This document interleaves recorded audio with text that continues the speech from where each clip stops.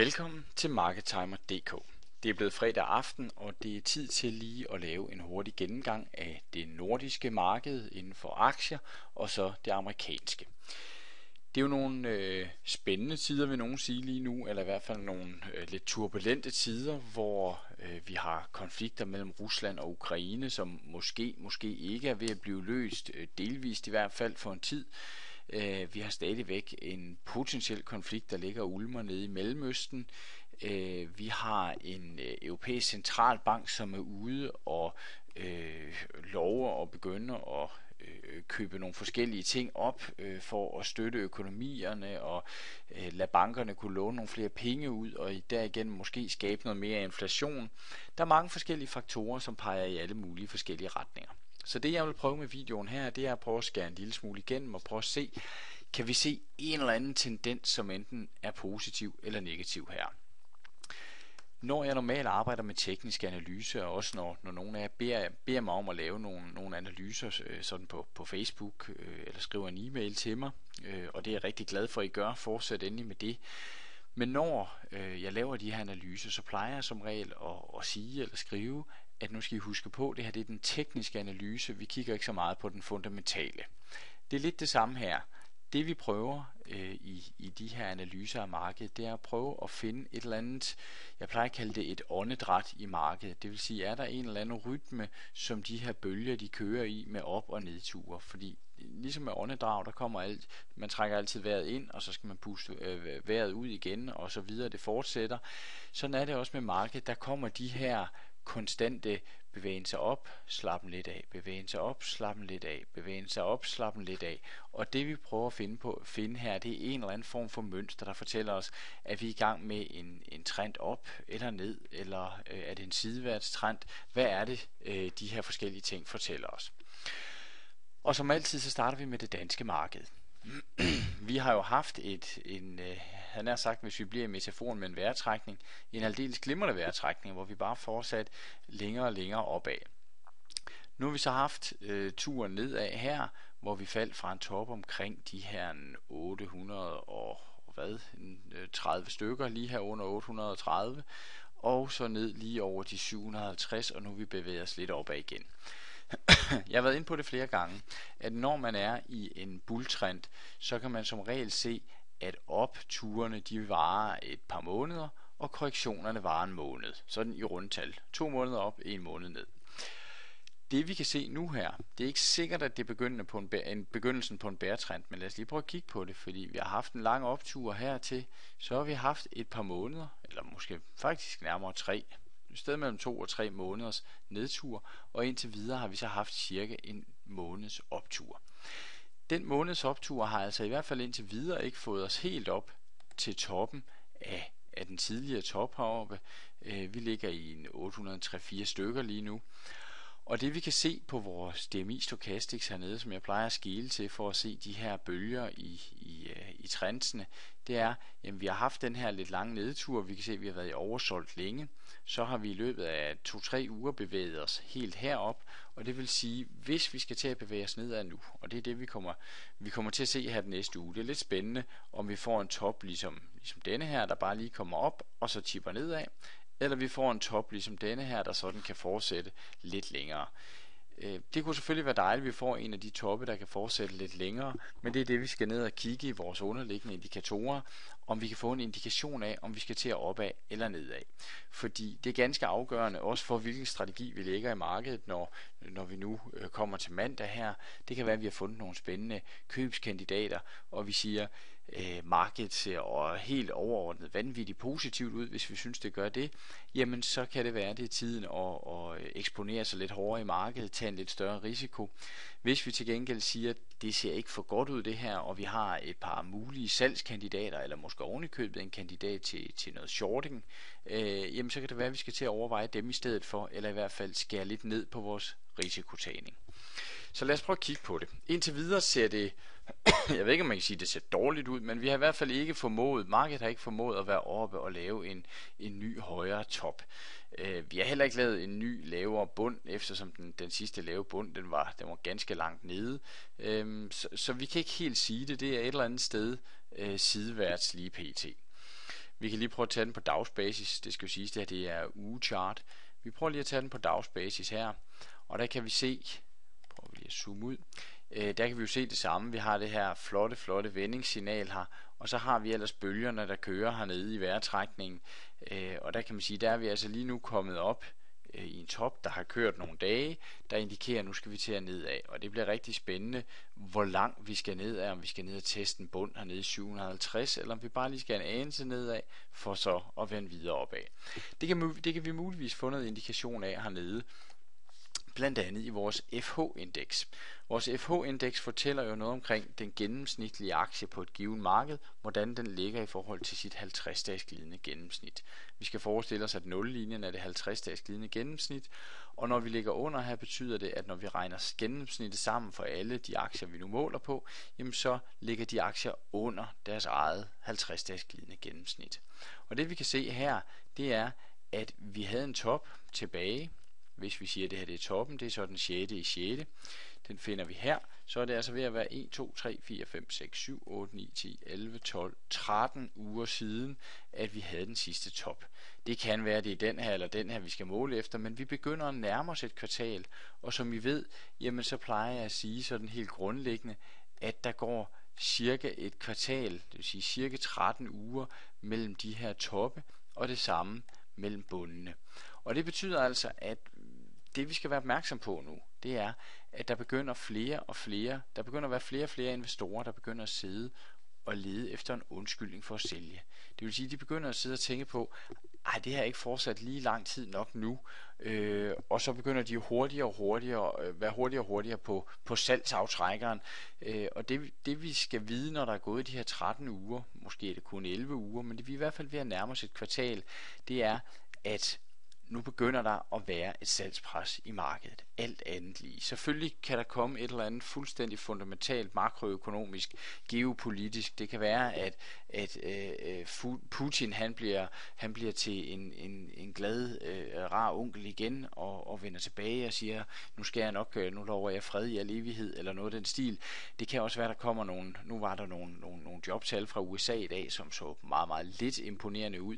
Man plejer at sige, at der skal skabes cirka 200.000 nye jobs om måneden, for at vi ligesom kan holde hånden under opsving og inflation og så videre. Og der, jeg mener, det var 120 eller 140.000, der blev skabt der. Det var absolut ikke tilfredsstillende.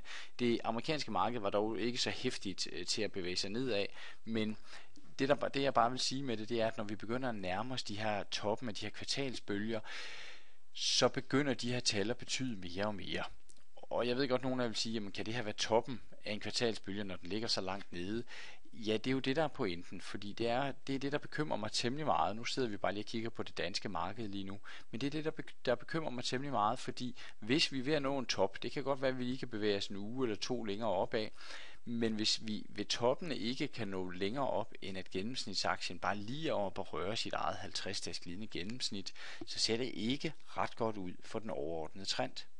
Lad os lige prøve at kigge på vores HOSE-indeks, som jo fortæller noget om ved den lange her, hvor stor en procentdel af aktierne kan holde sig over deres eget 120-dages glidende gennemsnit. Altså det er cirka halvårs glidende gennemsnit. Og der kan vi altså se, at vi faldt meget langt ned, hvilket i sig selv er bekymrende. Så begynder der at være en del af de sådan mellem- og langsigtede investorer, der begynder at have tabt penge på det seneste. Så bevægede vi os lige op over de 50, og nu er vi altså faldet tilbage igen. Det vil sige, det er som om, vi kan ikke rigtig komme tilbage i det her mønster, vi har haft længe, hvor vi har kørt med langt de fleste aktier, som stille og roligt bare stod og tykkede sig op over deres eget halvårs glidende gennemsnit. Hvis vi kigger på den korte af dem, det vil sige den her med, hvor mange der kan holde sig over under deres eget 50-dages glidende gennemsnit, så ser vi det samme. Normalt, når vi sådan kigger i historikken, så kan vi se, når vi kommer ned under de her 35-40 stykker, jamen så eksploderer den nærmest opad igen, fordi så er det ekstremt oversolgt, og så ved alle, nu er det bare med at komme med på vognen igen. Det vil sige, at I skal jo forestille jer, at vi har en trend, nu tegner vi lige herude, vi har en trend, der kører, så falder det hele tilbage, og alle tænker, det var så korrektionen. Vi ved, vi skal videre opad, så nu er det bare med at komme med, og så får folk købt ind. Og så kommer der en korrektion, og folk de tænker, nu er de godt nok billige igen, nu er det bare med at få købt ind. Og det er jo det, der er essensen i en optrend, en lille nedtur og en større optur. Det der så sker, og det er i princippet det billede vi ser her, vi får faldet, og så eksploderer det opad igen. Men den her gang er det ligesom om faldet for det første er faldet rigtig langt ned, og for det andet så kommer der ikke helt det her massive optur igen. Vi ligger altså under halvdelen, altså 46% af aktierne på det danske marked lige nu, som faktisk kan holde sig over deres eget 50-dages glidende gennemsnit. Det er ikke ret positivt. Så kan det være, at vi får en enkelt uge eller to lige med lidt mere optur. Det er svært at sige. Men vi når altså ikke ret højt op, før vi så får næste bølge ned. Og så må vi se, om vi kommer til at bevæge os i sådan en bølgebevægelse hernede, i stedet for, som vi har gjort rigtig længe i bulltrenden, en bevægelse heroppe. Alt i alt er jeg ikke ret positiv på markedet ud fra de tal, vi ser nu her.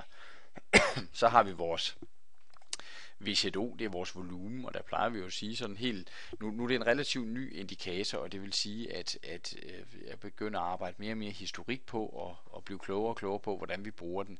Men pt. Så ligger den altså hernede under vores nullinje, og det betyder helt generelt gennemsnitligt, at der er mere volumen på de danske aktier de dage de falder, end der er på de dage de stiger, hvilket ikke er et specielt godt tegn. Så der er flere ting i sol og måne, der siger, at det danske marked er ikke specielt heldigt lige nu. Vi står muligvis ved toppen af en kvartalsbølge, som kunne toppe allerede her i den kommende uge. Måske kan der lige komme en uges tid ekstra, men helt overordnet, medmindre der kommer noget massivt positivt makroøkonomisk eller kriser, der bliver løst, så kunne jeg godt forvente, at vi skal til at videre nedad. Hvis vi prøver at gå videre og kigge på det norske indeks igen på ugecharts her, så ser vi i bund og grund samme billede. Vi har haft dykket hernede, vi kan se vores DMI Stochastics, vi har bevæget os op, vi er slet ikke kommet op til den tidligere top heroppe, og nu skal vi muligvis til at have nogle vendinger. Vi kan faktisk se, at de candles, som vi viser her, det er på i starten af ugen, er der sket en bevægelse opad, og i slutningen af ugen har man stille og roligt stået og solgt ned.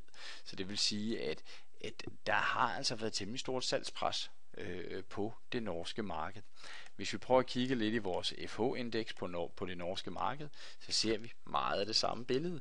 Vi ser nogle aktier, der kan holde sig mindre og mindre over deres eget 50-dages glidende gennemsnit, og pt. Hvis det her det reelt er vendingen, der kan komme lige en enkelt uge mere med et spike opad her, men så tror jeg, at vendingen kommer, jamen så er vi altså derhenne, hvor vi kan sige, hvor lang tid det er siden. Det er nøjagtigt samme tidspunkt som det danske marked, 6. det vil sige, vi er de der 13 uger henne cirka. Det er ved at være tid til en kvartalstop, og det vil sige, at der er en masse sælgere, der sidder og tænker, nu tror jeg begynder at tage gevinster, inden de andre begynder på det. Det er jo det her psykologiske spil.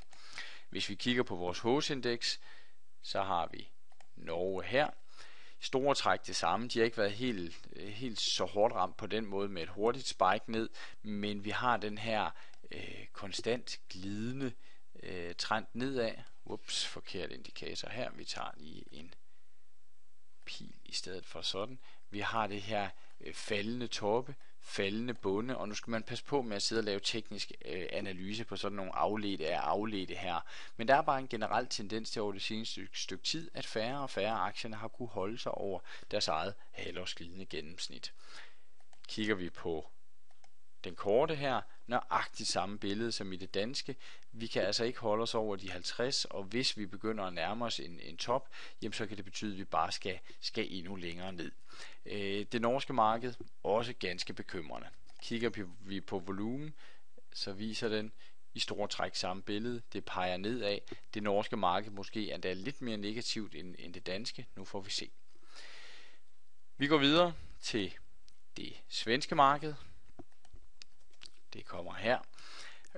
Og hvis vi kigger på det, jamen egentlig ikke så meget forskel. Vi har haft toppen, vi har haft faldet, vi har bevæget os opad, og vi er ikke kommet op til den tidligere top. Så har vi så oven i købet lavet sådan et par af dem, man i candlestick jargon kalder, man kalder det dojies, men det kan også være shooting stars eller evening stars her.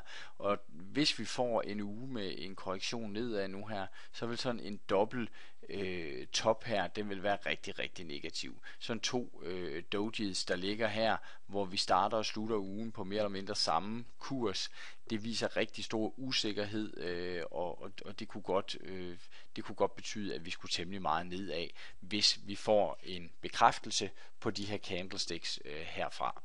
Kigger vi lige på dagsbasis, så kan vi se det igen. Vi har haft en bund, en lavere top, en lavere bund. Så har der været lidt, hvor vi ikke helt har vidst, hvad er det vi skal her.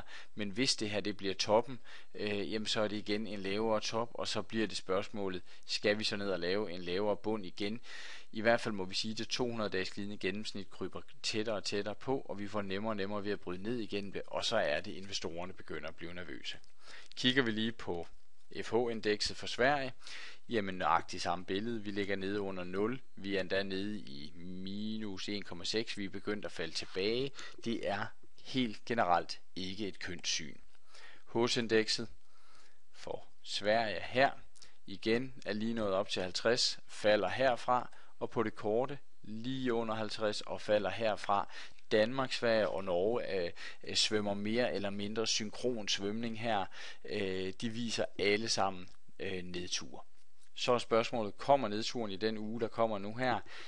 Det er i store træk umuligt at spå om. Vi kan bare sige, at elastikken er ved at være trukket temmelig langt, og jeg har, som jeg har nævnt før, nogle gange set den her elastik trukket ud på en 15-20 uger, så i princippet kunne der være 7 uger endnu med optur. Men sådan med det generelle investeringsbillede, så er jeg forholdsvis skeptisk på det, og jeg kunne godt forestille mig, at vi enten i den uge, der kommer, eller ugen efter, hvis ikke der kommer nogle massive positive nyheder, at det så bliver nogle uger med fald, som vi står overfor. Lige til sidst, det amerikanske marked, der kan vi sige, at det amerikanske marked er bare mere positivt. Vi kan tage og trække en trendlinje, og så sige alt efter, hvor vi vil trække den, og så sige, jamen trenden holder. Det ser i store træk positivt ud.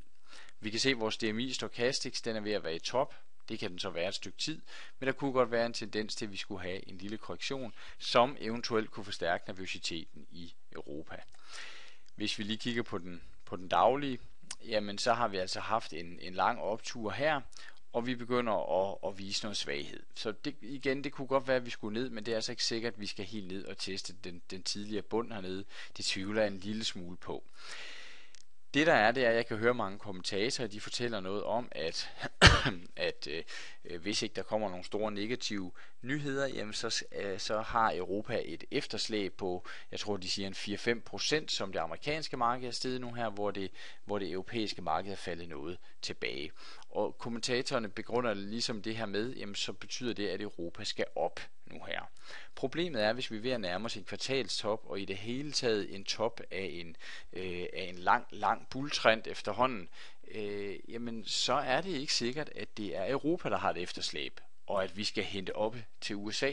Det kunne faktisk godt være, at det var USA, der havde et efterslæb, og at de skulle ned og falde det samme, som vi var faldet. Og så vil det jo bare forstærke den nervøse situation endnu mere. Nu ved jeg godt, at der er en masse, der gør rigtig meget ud af at fortælle en masse positive historier fra Ukraine, og nu der er våbenhvile osv. Men tro mig, Putin er ikke faldet til patten endnu. Det nægter jeg simpelthen at tro på. Der skal nok være mere. Der skal nok være flere skud i den bøsse derovre. Det var måske det forkerte ordvalg lige præcis i Putins sammenhæng, men jeg tror, I forstår pointen her.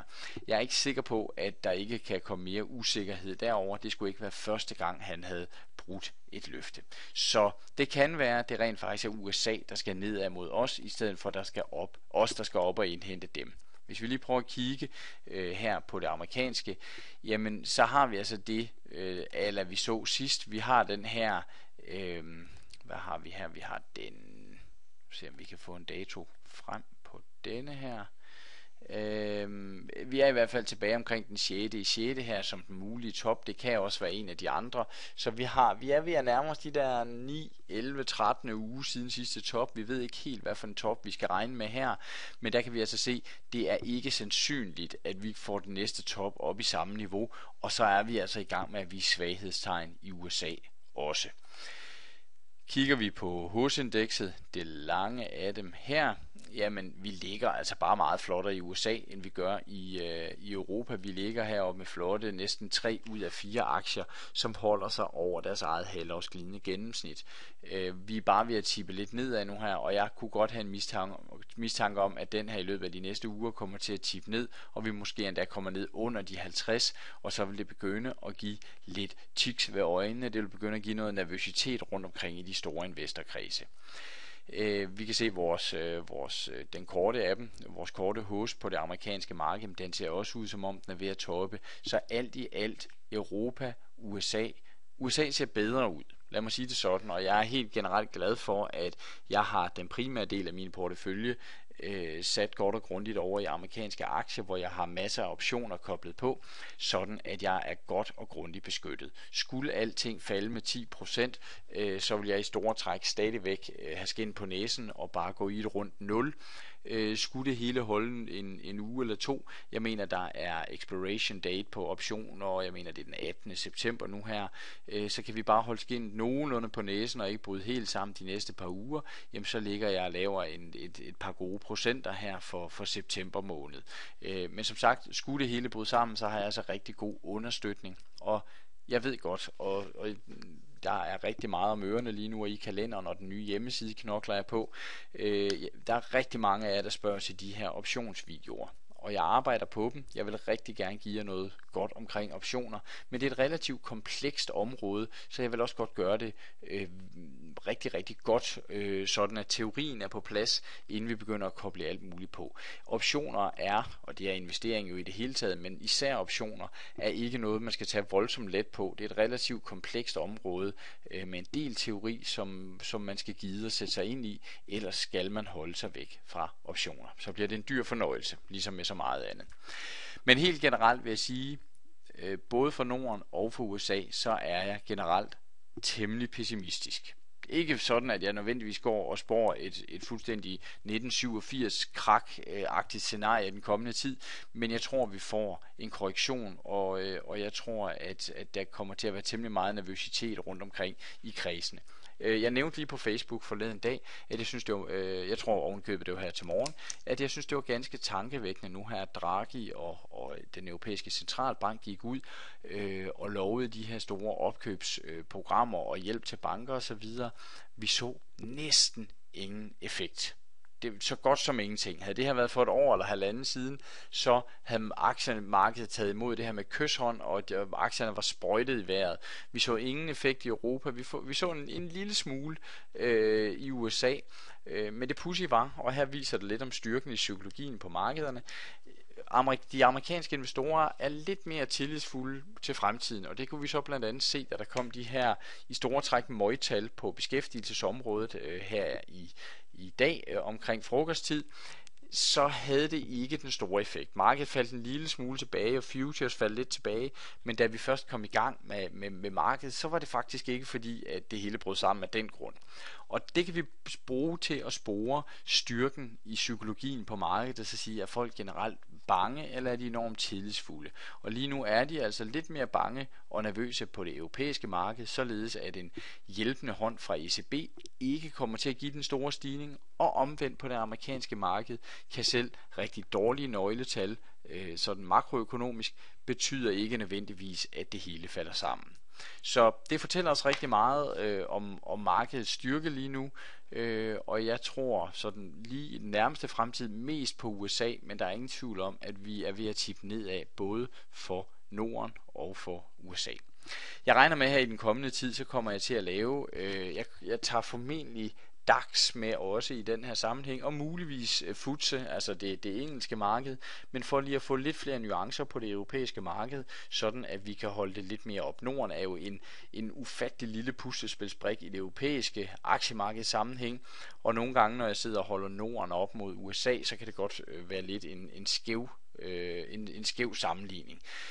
Så det der nok kommer til at ske i løbet af en uge eller to er, at jeg stille og roligt begynder at putte noget data ind for DAX og FTSE, og så kan vi få et lidt mere nuanceret europæisk billede. Men helt generelt, hvis I skal uddrage essensen af det, jeg siger her, så er det negativt, det er pessimistisk, det er ikke sådan dommedags krakagtige toner, men lad mig sige det sådan, jeg er glad for, at jeg kun pt. Har et par aktier i det nordiske marked. Det er stadigvæk Gensidige Forsikring, og det er Royal Caribbean. De har klaret sig ganske glimrende. De har stået og puttet et par procent om måneden ind på min portefølje her den seneste måned eller to, så de har gjort det aldeles godt. Men Jeg er nok ikke på udkig efter de store køb nu her i den nærmeste uge. Jeg vil ikke. Jeg har jo kun de her 2 aktier, og jeg vil egentlig bare sidde og holde mit stop loss med dem. Men jeg går nok ikke på opkøb, medmindre jeg finder et eller andet helt exceptionelt, og så skal jeg nok lade det vide, både på Facebook og så videre. Men det er ikke sådan, at jeg sidder med en kandidatliste med 10 forskellige aktier, som jeg regner med bare at hugge til på mandag, fordi ellers så gør alle de andre det. Jeg er mere omvendt indstillet og sidder og overvejer lidt, skal jeg tage noget af min gevinst på de par aktier, jeg har på markedet allerede nu. Så det er ikke fordi, jeg vil så skår i glæden, og at jeg vil sidde og være den store pessimist her, men vi må bare indrømme, at hverken vores charts eller de underliggende indikatorer fortæller os noget særligt positivt. Så det var alt fra nu. Jeg håber ikke, jeg har spoleret jeres weekend 100%. Ha' en god investeringslyst, når vi starter på mandag, og som altid, skyd endelig med spørgsmål og kommentarer. Jeg prøver så vidt muligt at følge med, men vi er altså deroppe, hvor jeg af og til kommer hjem til min mailbox, og der ligger en 30, 40, 50 enten kommentarer på Facebook eller e-mails i min boks, og det er ganske enkelt ikke alle sammen, jeg når. Det beklager jeg meget. Hvis nogen af jer har nogle spørgsmål eller noget I godt vil i kontakt med mig, hvor I vil være helt sikre på, at jeg også husker jer, så vil jeg anbefale jer at bruge min e-mail, som er hh@marketimer.dk. Fordi min mailbox er der nogenlunde struktur på, men Facebook har en lidt uordnet struktur, og det betyder, at nogle af jeres beskeder ender langt nede i diverse tråde, og så kan jeg ganske enkelt ikke finde jer igen, selvom at jeg leder. Så hvis I synes, I har spurgt mig om noget, eller jeg har sagt, at jeg lige vil vende tilbage til jer, og I ikke synes, jeg gør det, så er det ikke fordi, jeg vil sidde og være arrogant, eller jeg synes, det var dumme spørgsmål eller kommentarer, så er det med højst sandsynlighed ganske enkelt, fordi I er forsvundet i en eller anden Facebook-tråd, og så kan jeg ikke finde jer. Så skyd mig lige en e-mail på hh@marketimer.dk. Det var alt for nu. Kan I have en rigtig god weekend derude.